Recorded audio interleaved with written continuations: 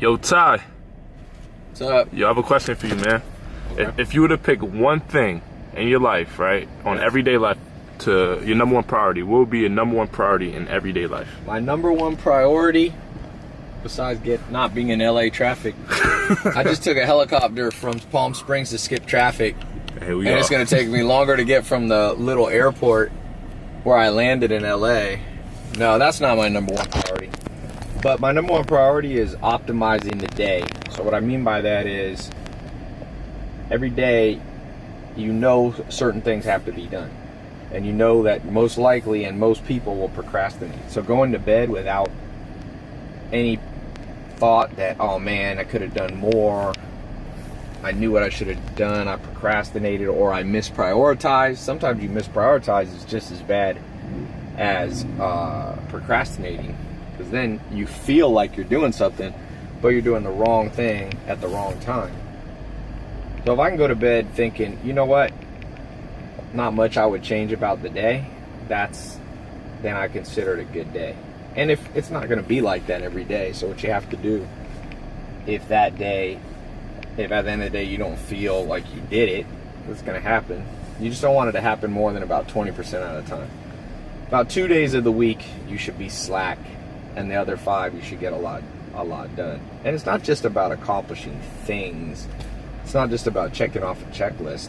One of your things you could have focused on that day is just taking a vacation. So then you want to go to bed knowing that you optimized for the vacation, like that you actually weren't working, you weren't stressing yourself out, you were focused on lowering your heartbeat, your heart rate, lowering your blood pressure, lowering your cortisol, fight or flight reactions.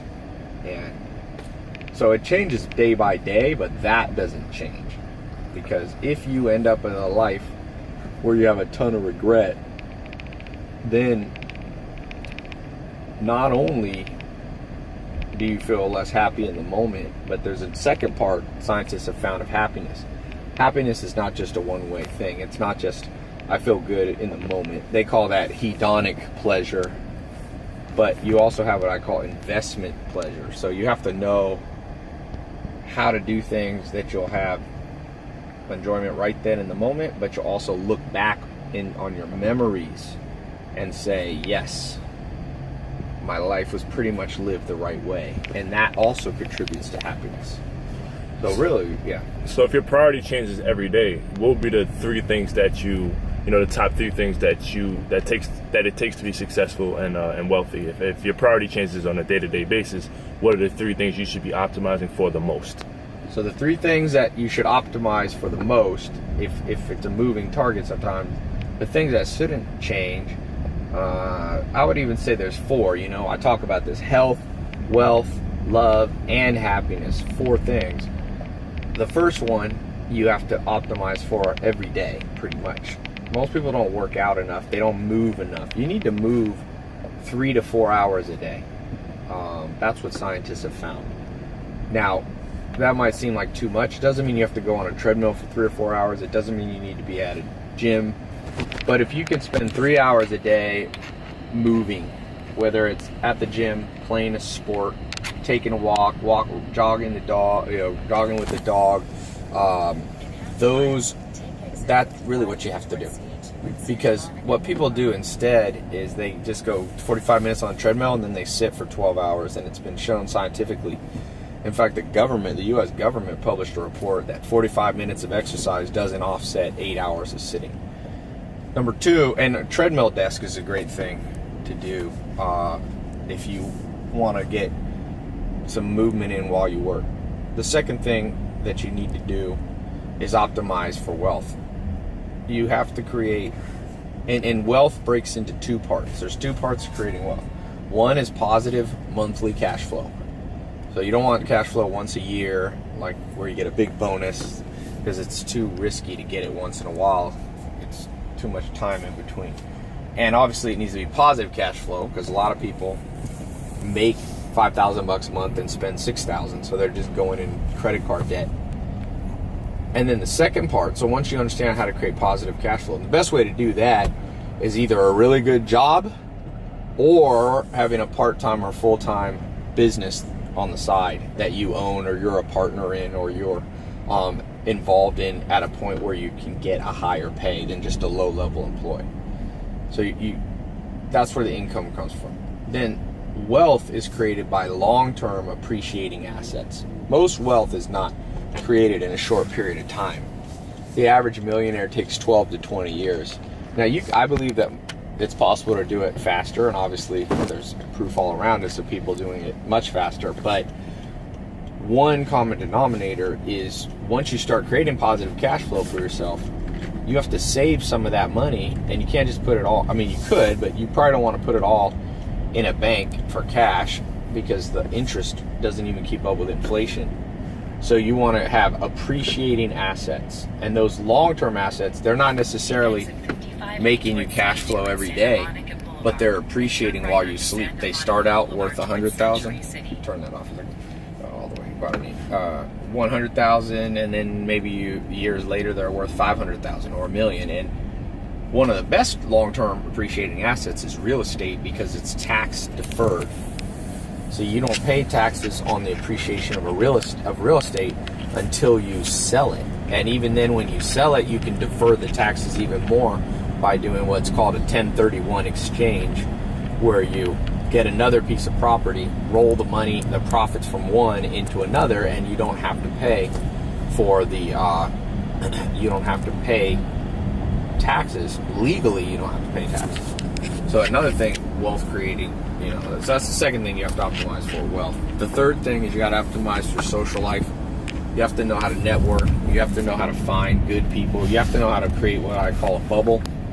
Some people call it a tribe, and then keep most people out of it, because most people do not have your best interests at heart. You need to know, how to deal with family. Some family's easy to deal with, some's annoying. You got to build that skill. You got to know how to deal with friends. What happens when a friend betrays you? What happens? How do you read people? Like if you want to date a guy or a woman, you have to understand how to read people so you don't end up paired up, matched up with a horrible person. And that happens at least 50% of the time, if not more. Those are bad odds. So that's the third thing, pillar of the good life. And the last thing you have to optimize for is happiness. So you can have health, you can have wealth, you can have, love and friends, and you can still be unhappy. That happens a lot. A lot of celebrities have that happen to them, for example. And so you have to know what is it in our DNA that we're coded to need to be happy. For some people, it's different. Sigmund Freud, in his book Civilization is Discontent, said there's about 8 things that people use to be happy.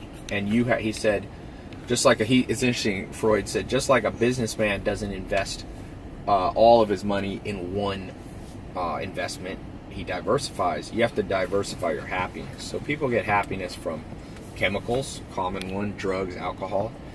It gives them temporary happiness, and you should probably have a little bit of that. Not necessarily hardcore drugs, but drink a little wine every once in a while. That's a certain level of happiness. Then you have what's called aesthetic happiness. Aesthetic happiness is happiness that is, how should I say? Happiness that comes from beauty around you. Maybe it's art for you, maybe it's music would fall under that, the arts and the aesthetic. So music is, for many people, one of the primary sources of their happiness, but you don't want it to be primary. You just want it to be one of many things. Another thing people use to be happy is inward happiness, by withdrawing from some of the stress of the world, meditation, things like that. Again, each of these, Freud says, has its flaws, though, and that's a key thing. Each of these things have flaws. They're not perfect. For example, one of the other ways you'll find happiness is through love, romantic love. But as Freud said, romantic love gives you the biggest high, but when somebody you love stops loving you back, it also brings you the lowest low. That's why if you put all your eggs in the one basket of love, that's dangerous, because it's very easy for one of those to fail. But if you have 6 or 7 of them working in your life, if you've got love, if you have inner meditation, using inner focus to bring happiness, if you've got some art, music in your life, if you've got some chemicals every once in a while, these all, that's just 3 or 4 or 5 of them. If you can add all 8 of them, then you really are on to something. Religious happiness is one of them, where you're not just focused on the material things. So yeah, so that's a long answer, Drew. If you want to leave a comment below, tell me what you think your day you should optimize for, and what you have been optimizing for.